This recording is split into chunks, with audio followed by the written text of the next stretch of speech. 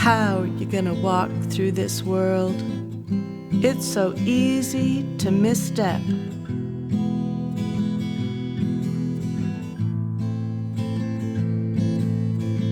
How are you gonna walk through the world? So easy to screw it up.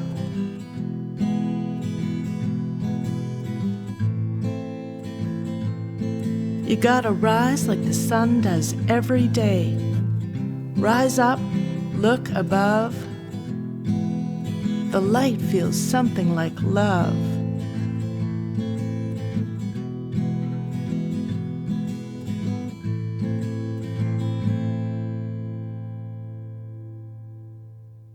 Hello and welcome. I'm Shelley Leedahl, a multi-genre literary writer coming to you from Ladysmith on Canada's lovely Vancouver Island. When anyone's asked what my 12 books are about, I say they're about the human heart. You see, I'm kind of a fool for love, and if you are too, then you're in the right place. This is Something Like Love, an eclectic literary podcast that explores that wildest of animals, love, through various genres, via short stories, poetry, serializations of longer works, and personal essays. I'll pull back the blinds to reveal the lives and loves of those braving the high seas of human emotion. First up are 10 edgy short stories featuring teens learning the hard way, as we do, about familial, platonic, and romantic love, and learning to love themselves on the journey. There'll be something new to listen to every Wednesday. Do you write too? At the end of each episode, I include a springboard exercise for anyone who feels like doing a bit of their own writing. One day, in the future, there may be a forum for listeners to share their work. Step by step, people. Old dog, new tricks.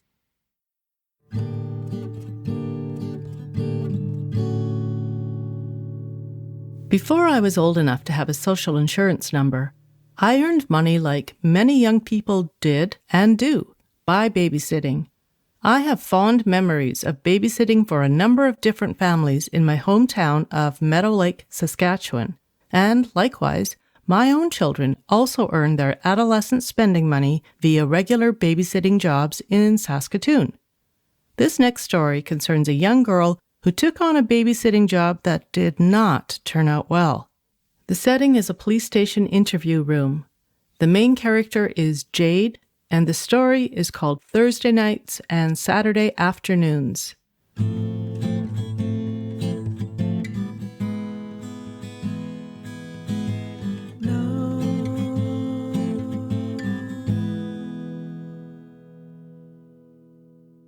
We need to know everything, Jade. Start from the beginning. If you require a break, we'll pause. We're recording this. Your mom's right outside. Remember, we're here to help. Is this loud enough? I don't know how to. That's fine. Please try to stay as calm as possible. Pretend you're talking to your best friend. Okay. Well, it started with an ad. Student needed to babysit 5-year-old boy Thursday nights and Saturday afternoons. Mum saw it in the paper. She always reads the paper and eats breakfast at the same time. Lots of parents would think that's bad manners, but not Mom. She's awesome. Could I have some water, please? Get her some water. Thanks. Carry on now. Mum saw the ad and asked if I was interested. I've been babysitting since I was 12. I took the babysitting course and got my certificate, but I didn't have a regular job, just the odd Friday or Saturday night for different people. So you called. Yes, that afternoon. Mandy, the lady on the phone, asked all the usual questions. I told her I was 14 and, excuse me, you were 14 when you began babysitting for the accused and you're 15 now? Yeah. I said I had my certificate, said I love little kids, and I gave her my rate. The mother, Mandy, said she worked part-time at a library. The job started at 1 on Saturdays and at 6:30 on Thursday nights. Her husband worked Saturdays and played squash Thursday nights. She sounded nice. Did you meet them for an interview? Just Mandy. They lived in one of those houses that probably costs a lot of money, even though it's old. Mom said it was in a good neighborhood, and I think that's why she agreed to let me do it. It's like, you think that when people have money, they're good people, right? Tell me about the interview. Well, I took the bus, just one, no transfers. It was a Tuesday after school. Mom was right. It was a cool neighborhood. The houses were set way back from the street. Nice yards, and just about every house had bay windows and double front doors. I rang the doorbell, and she answered. Who answered? Mandy.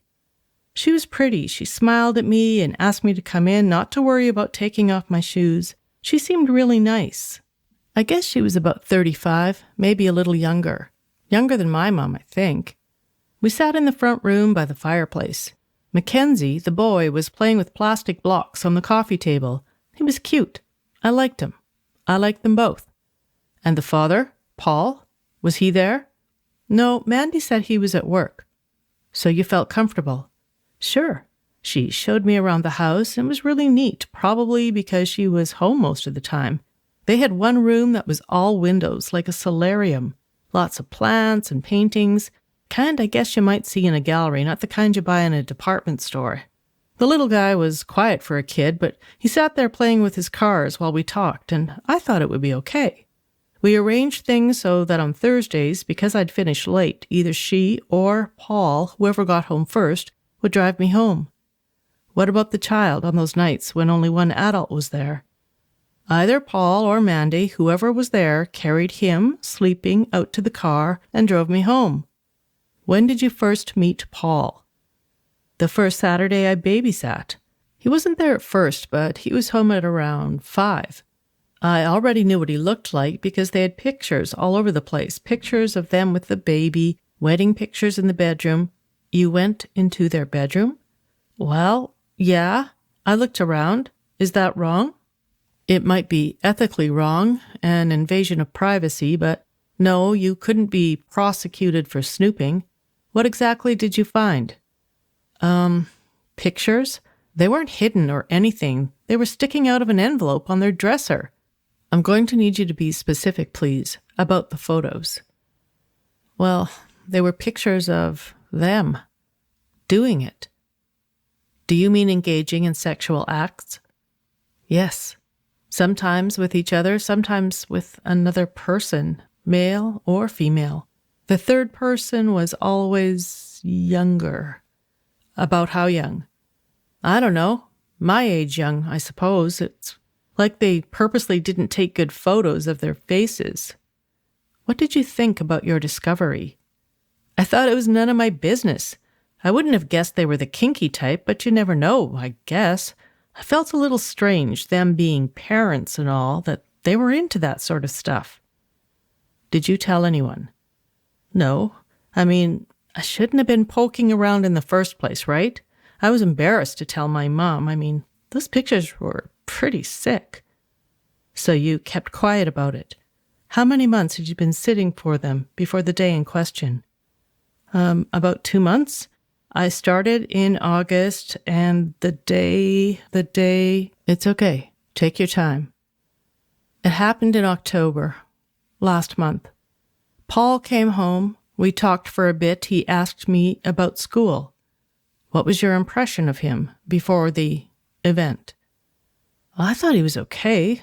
Good looking, I suppose, for an older guy. His hair was kind of long. He was tanned and had muscular arms. He sort of looked like a jock, like someone who might have been a good hockey player at one time. And he wasn't stupid. I mean, I know not all jocks are, but he could talk to me about anything, and he had like this Wikipedia brain. Were you attracted to him, Jade? I didn't say that. But you didn't not say it either. Did you have a boyfriend at that time? Yeah, well, no. I'd just broken up with Chad. He was too serious, wanted to give me a promise ring and all that. I wasn't into it. When this goes to trial, you're going to be asked some difficult questions about your boyfriends. We want you to be prepared, so I'm going to ask you a few of the kinds of questions you might be asked. Did you have any sexual experiences before this? God, this is so embarrassing. I'm a virgin, probably one of the few 15-year-olds in my school who still is. A lot of people would be surprised about that. They think that because I'm well-developed and live in low-income housing, I must put out. I had one long-term boyfriend, Andres. We went out for 6 months. And we touched each other on the outsides of our clothes, but that's it. Did you enjoy it? What? What kind of question is that? The kind of question you might be asked in a court of law. Oh, God. It was okay. I could have lived without it. What about your next boyfriend? Chad, was it? Yeah. Well, we necked a lot, and once I let him feel me up. Nothing serious. Is sex nothing serious to you? It's serious. So things were all right when you first began babysitting. Yeah, it was a good job. There was a playground nearby. I took Mac there whenever it was nice out. We watched cartoons sometimes. He loved Little Mermaid for some reason. He slept for 2 hours in the afternoon and went to bed at 8. The babysitting part was easy. It was after he went to sleep that I was bored.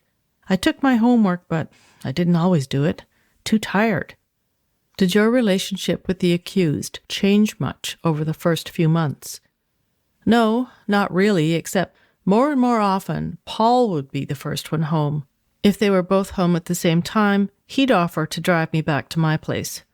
Later, he started asking personal questions about my friends, my boyfriends, how long we'd been going out, stuff like that. He told me I was pretty and said that lots of boys must be interested in me. He said that he loved my long hair. He seemed to be paying more attention to me as time went on. What do you mean? Well, we'd get to my place and he'd park in front of the duplex for a while, just talking before I went in. Things like that.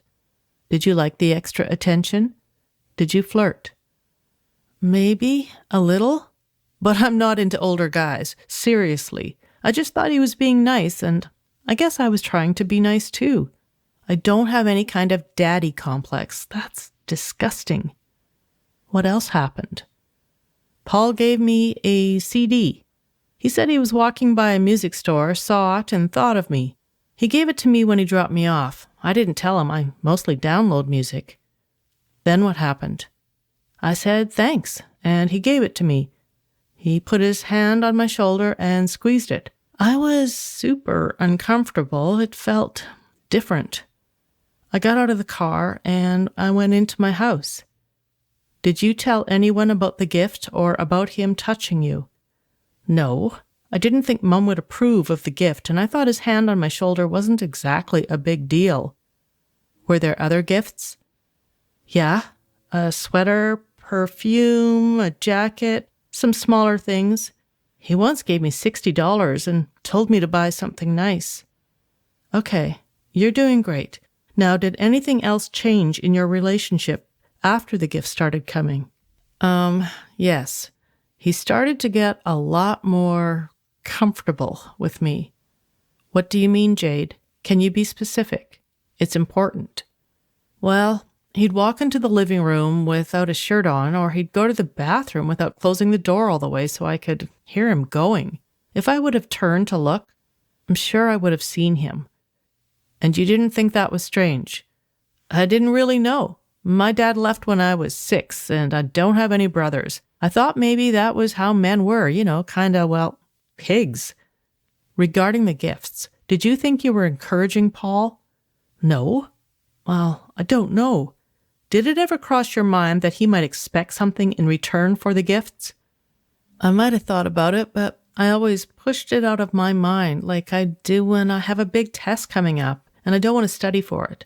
Or Mum says she doesn't know where she's going to get the money for next month's rent. Jade, what happened on the night of Thursday, October 27th? Paul came home half an hour early. I was watching a movie. It was almost over, and he told me to go ahead and finish watching it. I was on one end of the couch, and he sat at the other end.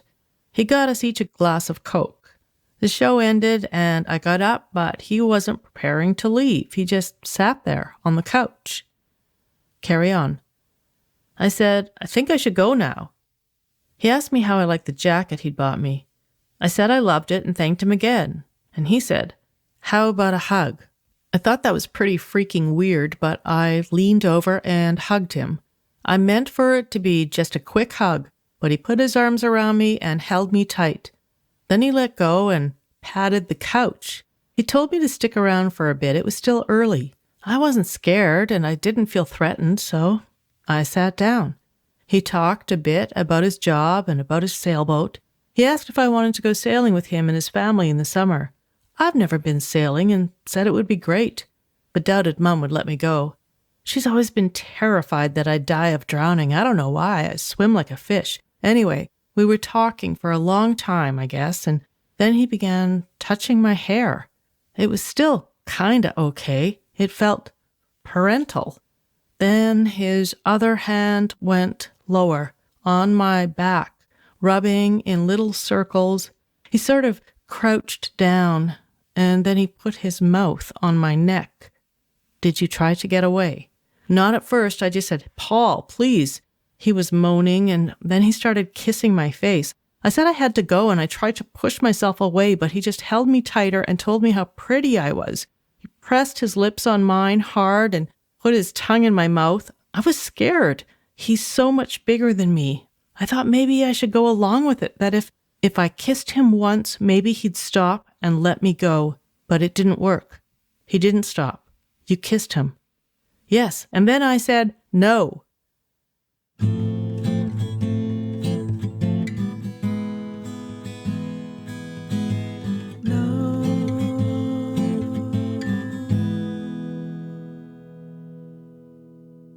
"Go on, Jade."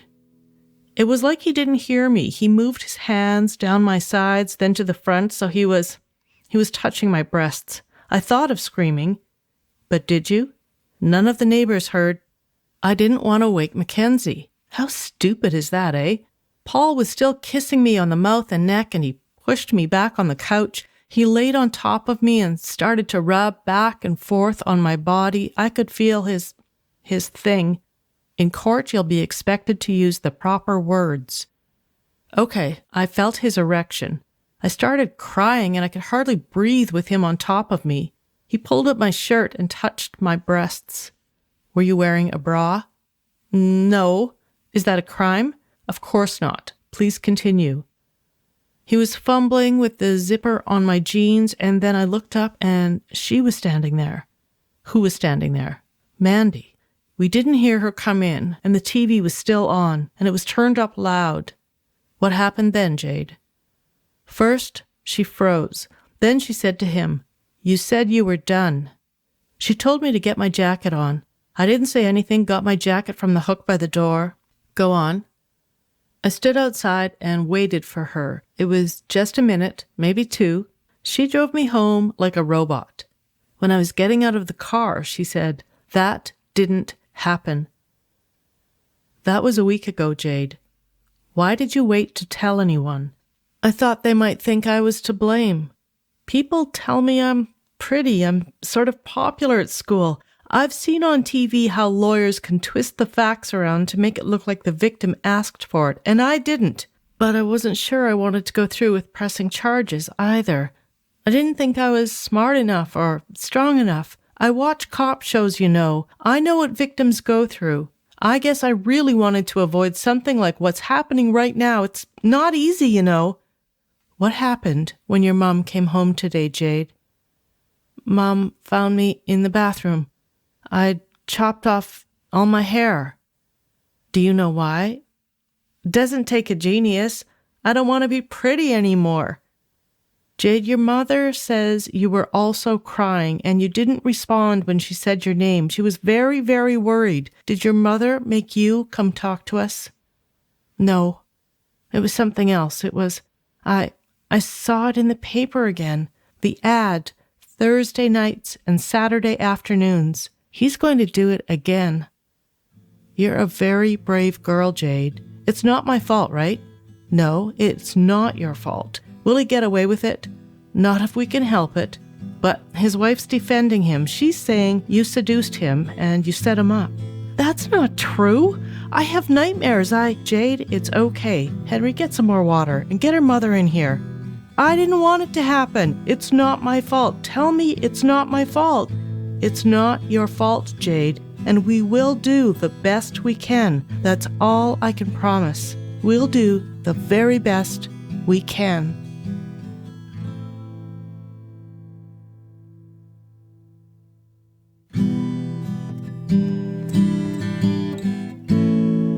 That was episode 7 of Something Like Love, and the story was written and read by me, Shelley Leedahl.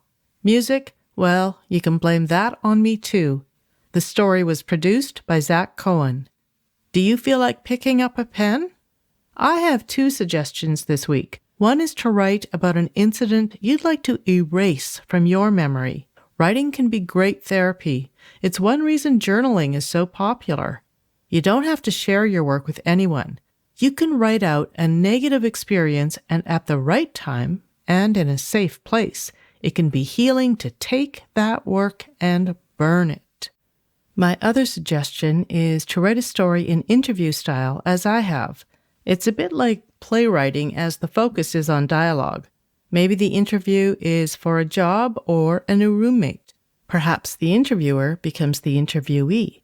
I trust you'll come up with something unique.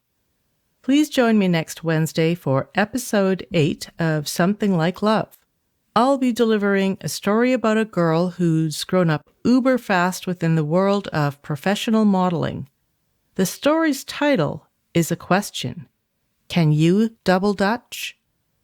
The 10 stories in the Something Like Love series were made podcastable via the Canada Council for the Arts Digital Originals Grant Program, and I am grateful. How are you going to walk through this world? It's so easy to misstep.